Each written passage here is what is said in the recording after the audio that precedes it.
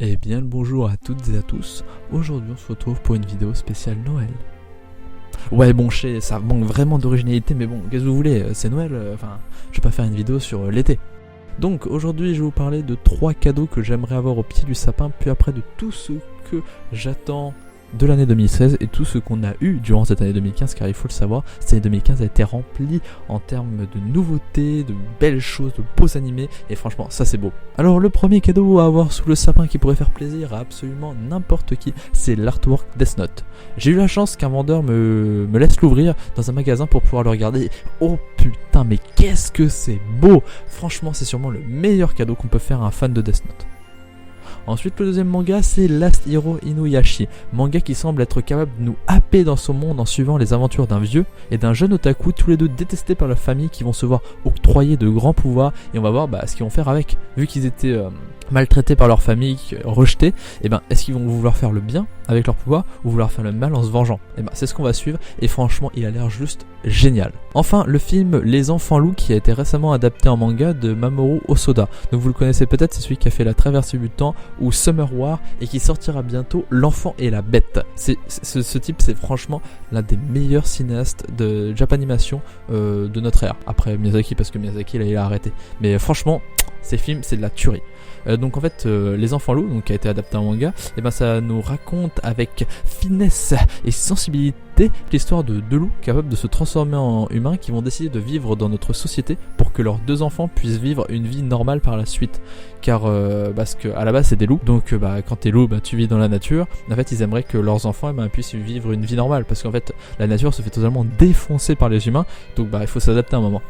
Donc on va suivre leur parcours dans un monde qui n'est pas le leur, et dont l'intégration pourra être plus dure que prévu, la ville. Et oui, parce qu'en fait à la base les loups ça vit pas dans la ville, donc ils vont avoir quelques petits problèmes. Vous allez voir, franchement c'est vraiment un film très beau, très prenant, et c'est sûrement un des films que vous devez voir. Enfin, vous pouvez lire le manga, mais je trouve que le film est plus touchant. Après c'est vous qui voyez. Et un petit plus, parce que bon, on va pas s'arrêter, 3 cadeaux c'est quand même pas beaucoup, hein. C'est l'édition collector de All You Need Is Skill, qui reprend l'histoire du film Edge of Tomorrow avec Tom Cruise dedans. Donc en fait c'était l'histoire d'un mec, et il y avait une guerre, il y avait des extraterrestres qui attaquaient la guerre, et puis il y avait un gars qui allait sur le champ de bataille et il crève. Et sauf qu'en fait il va être bloqué dans une boucle temporelle, et ça fait que chaque fois qu'il meurt, il revient à la vie. Et puis il refait la journée en boucle, et en fait son objectif c'est d'arriver à finir la guerre, parce il va se donner lui-même cet objectif, c'est d'arriver à finir la guerre et de trouver quelqu'un qui pourrait l'aider à sortir de cette boucle temporelle. Et franchement le film était génial, j'ai kiffé. J'ai acheté les mangas All You Need Is Skill, c'était génial. Et donc là t'as l'édition collector qui est aussi grande que mon avant-bras, et franchement ça c'est beau. Ça c'est beau, moi je dis ça c'est banco. Oh putain non, ça banco c'est pas moi ça. Ça c'est vraiment un bouquin à avoir pour Noël.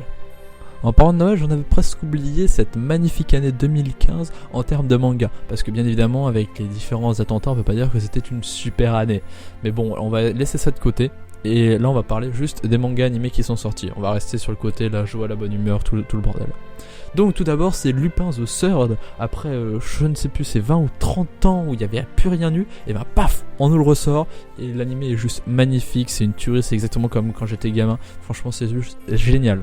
Si certains connaissent le château de Cagliostro, c'était fait par Miyazaki si je dis pas de conneries, et c'était une histoire de Lupin, et franchement c'était juste génial, et ça me fait beaucoup penser à ce film, les épisodes que j'ai vus. Après on va bien sûr parler de Charlotte, le nouvel animé de Jun Maeda. Donc Jun Maeda c'est celui qui avait fait Angel Beats, par exemple. Bon, si vous le connaissez pas, on va dire que il vous manque 2-3 petites choses à savoir sur la culture de l'animé. Donc c'est franchement un réalisateur que j'adore, et que cet animé je l'attendais depuis longtemps, et pour l'instant pas déçu. Franchement c'est juste, je l'ai pas encore fini parce que j'ai commencé à le regarder que très tard, mais pour l'instant ça a l'air juste génial, et j'ai passé un super moment. Ensuite Dragon Ball Super, juste Dragon Ball Super, franchement le manga, mon premier manga, Dragon Ball c'est mon premier manga, c'est ça qui m'a fait découvrir le manga, c'est ça qui m'a donné envie de lire des mangas. Et 30 ans plus tard ils ressortent un nouvel animé, des nouveaux personnages, tout nouveau, c'est génial quoi, tout simplement c'est génial. Après l'animé Gate,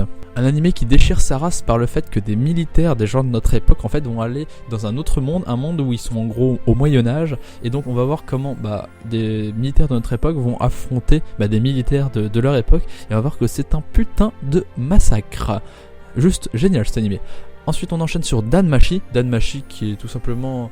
ça c'est la mode à la SAO, c'est tout simplement un mec qui est dans un monde et puis il a des compétences améliorées, il y a des donjons où il doit tuer des monstres pour gagner de l'argent et puis vivre tranquille. Bon, j'aime beaucoup cette mode parce que moi c'est vraiment quelque chose que j'adore. Donc un personnage dans un jeu vidéo et puis on le voit progresser, j'adore. Et Danmachi c'est juste génial. Tu suis l'histoire d'un gars dans un donjon qui récolte de l'argent pour sa guilde, enfin sa famille.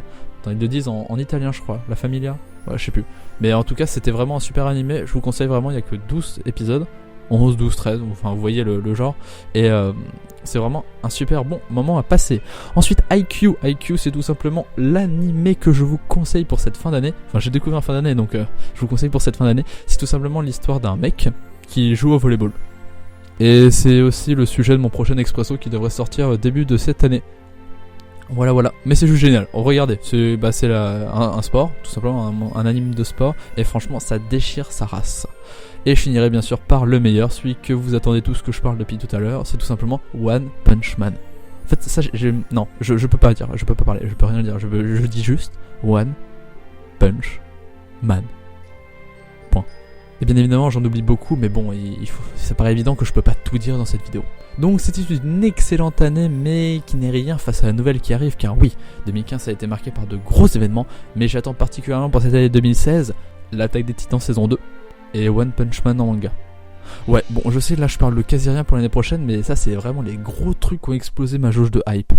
L'Attaque des Titans, pourquoi? Tout simplement parce que c'est sûrement le manga que je préfère pour l'instant. Donc moi je lis le manga, donc là j'ai déjà dépassé moi normalement la saison 2, mais bon, l'anime était tellement bien que je veux voir ce que ça va donner pour la saison 2. Et One Punch Man, j'ai adoré l'anime, donc je veux voir ce que ça donne en manga tout simplement. Et moi j'aime pas trop lire les scans, donc je préfère l'acheter en manga. Voilà, donc c'est bon, je termine cette vidéo en vous souhaitant un joyeux Noël, une bonne fin et un bon début d'année, et j'espère plein de bonheur pour vous tous. Merci pour cette super année, on se retrouve l'année prochaine. Allez, salut tout le monde!